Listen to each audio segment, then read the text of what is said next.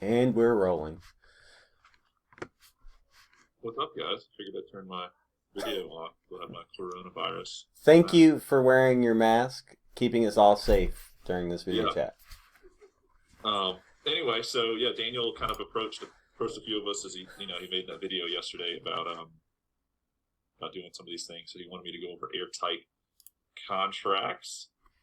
So I have a little PowerPoint which I should be able to display here in just a second. Let's see here. Does that work? What? Can everybody see that? I'm assuming the answer is yes, because I have no volume. Dude, can you see this? Yes, that is showing. Airtight contracts, protecting yourself, clients. Yeah, Yes. protecting your clients and yourself. Yeah. So I just figured I'd use the PowerPoint as like my thing, but obviously you'll hear a little bit more. So today I'm going to talk a little bit about airtight contracts and their importance to you and your client. So step number one, knowing your addendum or your contract. You can't write something airtight if you don't know what it says in the first place. That's like you trying to reach. It's like one of you guys like trying to teach somebody how to play the piano, and you yourself not actually knowing how to play the piano. It's going to be really stupid and ineffective. And some people like to look at these contracts like the addendums as almost like a necessary evil, and you can't really approach it that way. If you approach it as something that you don't want to know, then you're never going to actually take the time to know it as well as you probably should. So I cannot overstate this point enough. You have to be a master of your craft. You cannot claim that you are a great real estate agent and the best at what you do if you don't understand the documents that you are actually using. I don't know about you guys, but when I seek somebody out for advice in certain instances, I want to know that they know what they're talking about, that they're not just guessing at what they're talking about. So simply stated, please make sure you actually review your contracts. Look at the addendums. Make sure you understand something. And if you don't, that's why we're here. That's why we do what we do.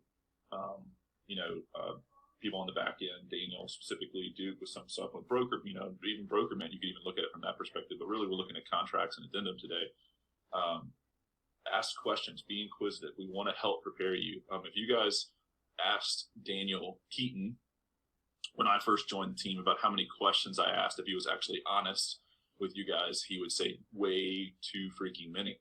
And the point is that like that's how I am. I like to know what I'm about to get into, but because I was able to do that when I approached people with certain situations, I had probably already asked the questions that they would end up asking me. So I was able to help other people.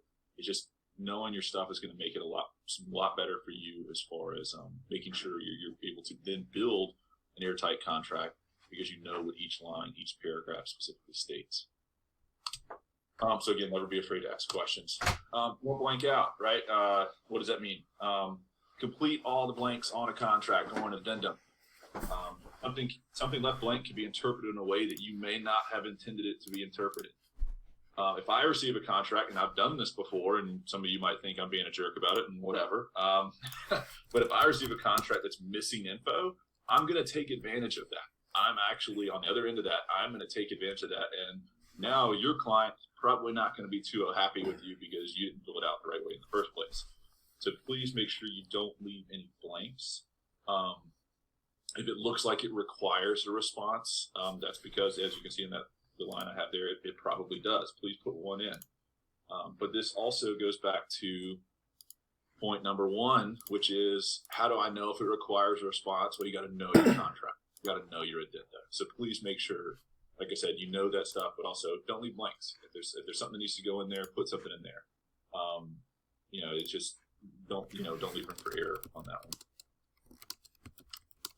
Next one, specific date. This is one that I think is something that can help as far as eliminating confusion. To be completely honest with you, if you're extending like if you're extending an inspection negotiation period, or the inspection period itself, or I don't know, for some reason like the EMD, deposit getting in, or whatever. I mean, there's so many different scenarios, so many different places where we can like have to do an extension of something. Name a specific date. And sometimes, as you can see on my slide right there, and sometimes you have to have like a name a time as well, but name a specific date. Eliminate confusion. If I go in there and go, oh, I want to add, we're going to extend it by 3 days. What does that mean? And don't get me wrong, people should be able to figure that out. But as you guys know, most people, not most people, there's a lot of people who aren't that smart and are not going to be able to figure it out. Shouldn't be talking bad about people, but whatever. So the idea behind this is simple. Name a specific date. If I say, the inspection period will be extended until 4/15/2020 at 8 p.m. There's no confusion there. That means that all of this is good through April 15th at 8 p.m., right? And so it's going to be a lot clearer. It takes out the misinterpretation, and everyone knows a finite time and date of what they are agreeing to. So, just again, it's all about making it airtight. Eliminate possibilities of confusion, and you're going to eliminate your problems for yourself down the road. This is one that nobody likes to hear about, nobody likes to talk about, but it is just as important as some of the other stuff, right? Grammar and spelling. They make a difference. Make sure what you are writing actually makes grammatical sense. And some of you guys are probably sitting there thinking, like, I don't even know. I'm terrible at English. I'm terrible at grammar. I can't do it on my own. How do I do this? How do I figure it out? One of the best ways, and when I was teaching, this is something I would tell some of my students as well, but one of the best ways you can figure out if something's written correctly is to read it out loud to yourself. Sometimes you don't know something is written incorrectly until you actually hear it. So how do you hear it? You read it out loud. You read it out loud, and all of a sudden you're going to go, that doesn't sound right. Oh, well, if it doesn't sound right, that's probably because it's not right. So now we can actually address the problem and try to figure it out. A great example of this is what I put down at the bottom down there, which is no more please, right? It's two sentences, two completely different sentences, but if you don't have the comma there, you're going to have some confusion, right? I wrote an example. It says, the waiter is putting more cheese on your pasta at Olive Garden, and he asks if that's enough. How do you write your response? One says, I'm done. One says, no, I want more. But the comma is emphatic on this one. So again, make sure your spelling and your grammar is correct. Not only to just make sure you have the airtight contract, but it also makes you look more professional with what you're doing. So again, but grammar and spelling, I know that kind of sounds ridiculous, but it's very important in these instances. The next one is, I love this slide, is wordy, right? You need to be wordy if needed. Otherwise, get to the point. No one wants to read a 400-word contingency unless it was necessary, right? And I need to specify that. The more wordy, the higher the chances that something is not going to be understood. You may want it to look and read as if you are highly intelligent, but when it comes across as incoherent, then you have already lost that battle. Simplicity is key unless a lengthier response is required. And you guys are going to come across different situations, different scenarios that are going to require a longer response. They're going to require you to be lengthier with what you're saying because, I don't know, there's some piece of land that has a certain amount of rights, soil, land rights and use rights and all this type of stuff like this. And you're going to need to be wordier with what you're writing, and that's fine. However, if it doesn't need to be that way, don't make it that way. Be clear and concise to the point. Again, protecting you, but also protecting your client. So this sounds kind of crazy, but I don't have any specific examples of what I was going to talk about today, just because there's probably about 5,000 different scenarios. But I know, and also know this is probably going to be one of the shorter presentations that you guys are going to get over these next few weeks. But again, I like to stick to my own advice. Why repeat myself 5 or 6 times when one time will do? So, as my last slide says, there will be no questions. Are there any questions?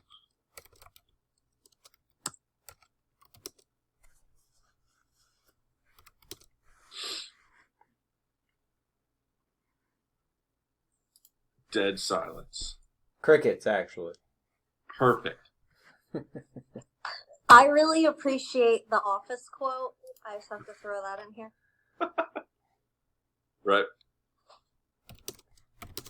But again, guys, and you're gonna come across situations, you're gonna come across scenarios throughout your time in real estate that you're not gonna know what to do, and that's perfectly okay. You're not supposed to know everything. You're right up front. My encouragement to you guys is just to, like, when you don't know something, number one, don't guess. That's like big no in this business. But number two, ask those questions. Ask intricate questions. Ask detailed questions to make sure that, like, when you actually come across, the scenarios down the road, you might actually be, a little bit more prepared, a little bit better equipped to answer those questions. I missed the whole entire thing. That's awesome. It's recorded. I was trying to read it at the same time. I've been trying to get in touch with this agent for 24 hours, and he called me like right then. He's like, "You can call me back," and I'm like, I know. No, Duke recorded all of this. I know this is like I think I maybe only talked for like 6-7 minutes. But the purpose of it, Duke recorded it so you can go back and then, I guess Duke has the PowerPoint equipped with it too, because you did the big screenshot, right? That is correct. Yes. Yeah, you said use very little words, put a date at the end, don't use days. That's really good advice. It's just like I said, and again, I know I didn't go into super detail about like specific situations, and that's because, like, if I did that, we could literally be here for 2-3 hours talking about the different scenarios. What do you do in this instance? What do you do in this instance? I just wanted to talk about the general stuff that can kind of, for the most part, save you from a lot of headaches down the road. Yeah. One of the big ones, Daniel mentioned this in the Hangout, or the email, that I did want to mention though, is commissions. If you ever go to help somebody buy in a market that's not ours, you have to get something signed by the other agent, the listing agent's brokerage, saying they're going to pay our brokerage a certain commission percentage. If you don't do that, they're not required to actually pay us anything, because we're not a member of their MLS. Do we have a form on our MLS that we use? No, that's a good question. Yeah, it's just something you can draft up. I mean, I've been in this situation before, a couple of times already, and I think one time I just used an email. Yeah. Sometimes, like I said, there's a lot of times what I've done is just type something up, and I guess they would do, we could probably just generate something very simplistic. I mean, honestly, have blanks where the brokerages are set and all that type of stuff like that, and just have it loaded somewhere. And you can just set it up in like eSig if you want, or you can just email it to them and say, "Hey, print this out," and sign it and then email it back to us. But that's definitely one that that's good to know, because you're going to end up doing it at some point, whether you think you're going to end up going outside the Richmond market or not. You'll end up doing it at some point, because you're not going to have to pay a referral fee. I'll drive to Charlottesville a few times if it ends up meaning that I get to keep a higher percentage of the commission. Same thing with, some people who live, like for instance, any of you guys who live out in like King William or that area, you could drive to Williamsburg, you could drive to Fredericksburg, that type of stuff like that. Okay.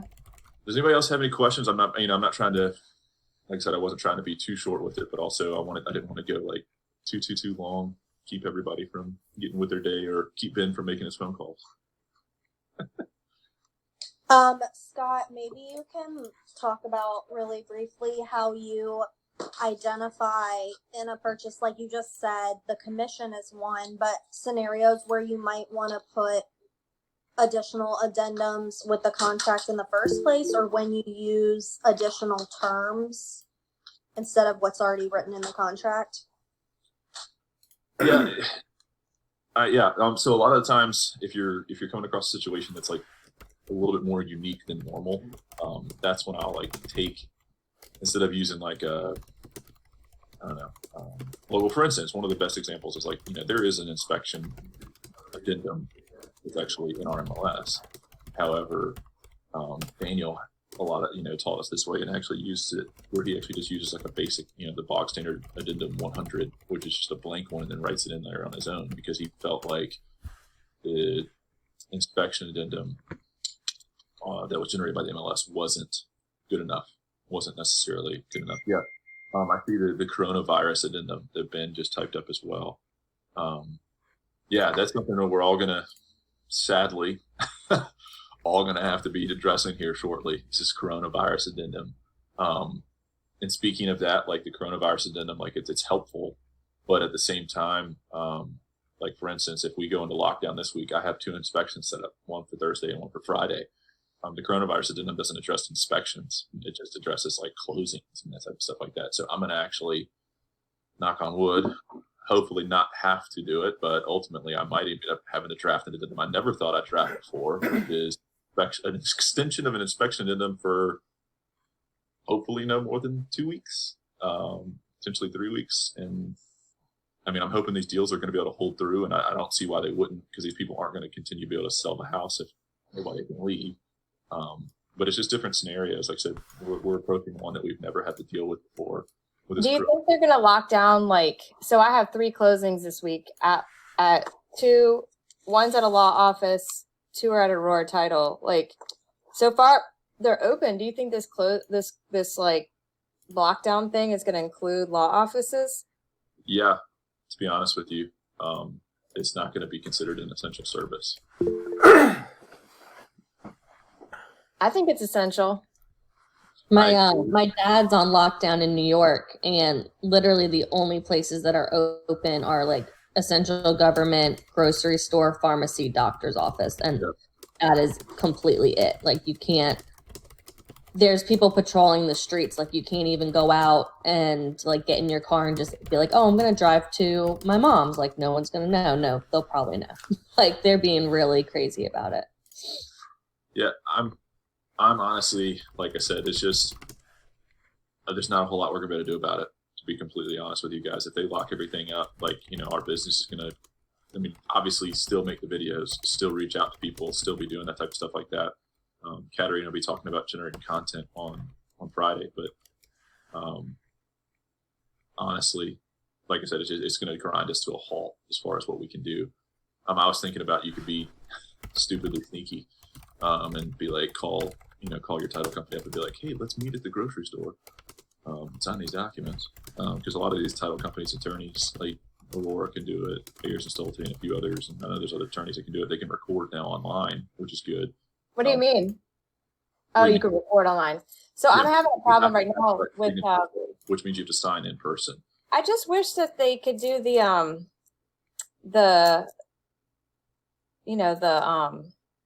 whatever through video. The that signature type notary, stuff? yeah. Like, I have my client. How are you then going to get it to the attorney? What? Notary cam, Ben. Yes, I've seen that one before. I know people who have used it. Supposedly, it's not like, I have a client who's in a wheelchair. If he gets it, he'll die. So that's my closing on Friday, and it's been a real pain. Like, I'm like, this is so crazy. Like, everybody else, all the red tape has been lifted from everything, but it's not lifted from this. It's so crazy. I'm like, it's not that hard to do a notary on a video, but I guess it is.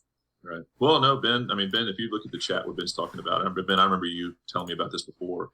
There actually is like a notary online service. If you guys click on the chat, Ben, just drop the website name on there. It's something you might be able to reach out to, think about. Really? But again, as far as transferring the title work and stuff like that, I don't know. Honestly, I think it'd be good to maybe try to see if we can have one of these video conferences with some type of attorney or title company here, and just get them to chat for about 10-15 minutes, maybe one of these days, about what it would look like if stuff does shut down. What does that mean for us? Babe, you're on video. People can see you watching. Yeah, that'd be a good idea. We may have to do it with a Zoom meeting instead of Hangouts. It depends on if they have a Google account or not. But, well, cool. Guys, like I said, hopefully there was at least a little bit. I know it wasn't like super informative, but it just gives you something to think about. And again, I'm here. I've asked billions of questions. Not that I know everything, but I've asked a ton of questions to the point where I feel pretty confident with the documents that we use on a regular basis.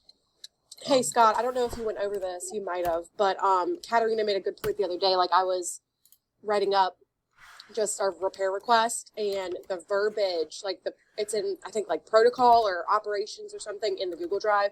Like, the wording is really important too. Like, I know you said don't overspeak, like don't make yourself sound like you're smarter than you are or whatever. Like, there's no reason. Right. I think simplicity is key, but on the Google Drive, that did help, just to Yeah. word it where it sounds exactly. And maybe it took me a second to find it because I didn't remember where it was. So, if people don't know the resources on the Google Drive, like definitely go look at them, because that helped me the other day just to word it, because this other agent isn't as intelligent as you would hope. So I'm like trying to word it where it makes sense. So that helped.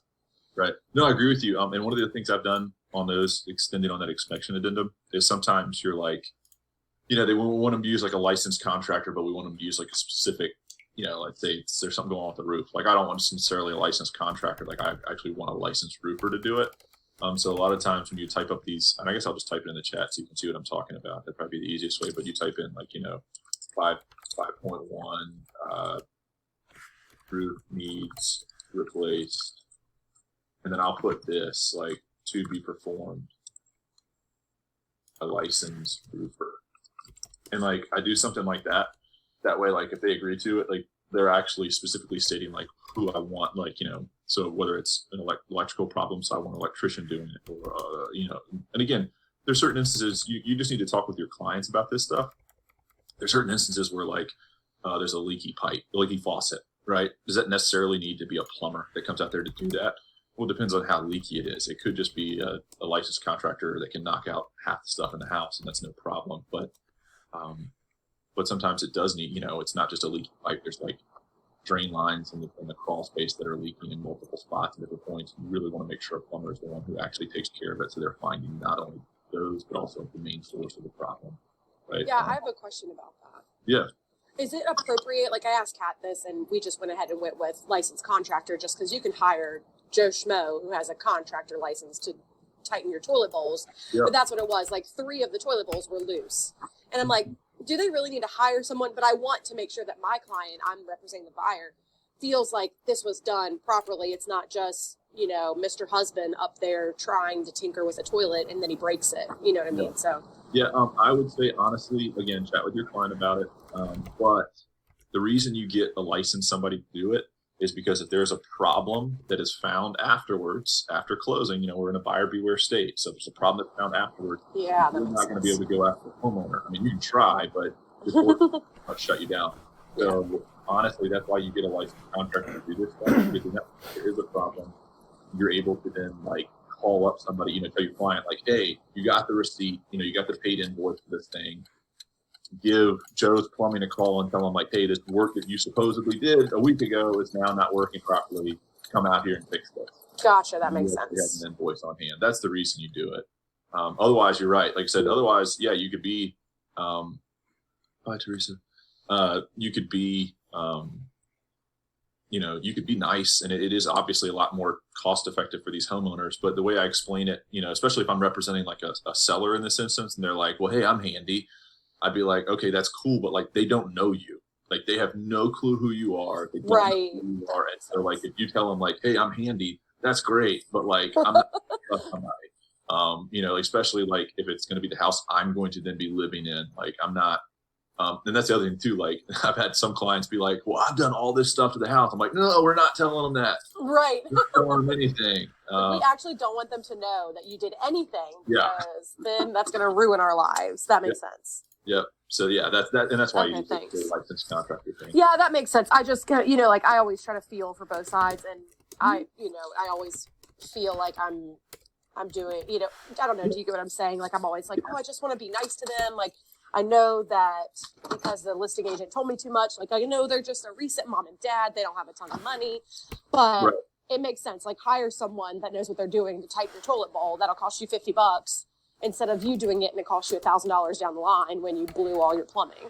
Right. And there's certain issues. Like there's certain ones where I'll look at them and go like, hey, listen, it's saying that like, like the dryer vent cover on the outside of the house is really like 4 volts. It's like, listen, you need to fix the problem. Like you can let them do that. They can go please fix this. Hopefully you own a screwdriver and you can do this. Which, by the way, man, super awesome news. I don't know if you guys saw the little chat right there. Nancy's son is negative with his test results for the corona, so that's fantastic. Oh, that's great. That's awesome. But these are good. Like I said, and guys, like just because I'm still quarantined for the next 3 days, doesn't mean that like I'm not available through chat, phone, hangout message, whatever. And again, do what I did. I would ask Daniel questions randomly, and I was not dealing with that scenario. Like I'd be thinking, and all of a sudden my brain would be like, well, what if I came across this situation? And I'd ask Daniel, and Daniel's first question would always be like, oh, are you dealing with that? No, I'm not. Oh, and then he'd answer my question anyway, but it helped prepare me down the road for like when I came across those scenarios. So if you're thinking of something, you have any questions, again, I don't know everything, but I'd be happy to at least share the knowledge that I have right now, and hopefully we can figure it out. Scott, are you feeling okay? Yeah, I'm fine. I've been fine the whole time. You look so cute. You look fine. I'm so happy. Yeah, no, it's just been, they're crazy. Everyone. I like the no facial hair look. That's good. Yeah, that's what I got bored and then shaved. This happens very frequently when I was stuck at home by myself for a while. Well, looking good, buddy. My son is completely better, so Oh, that's so good. awesome. It's super scary.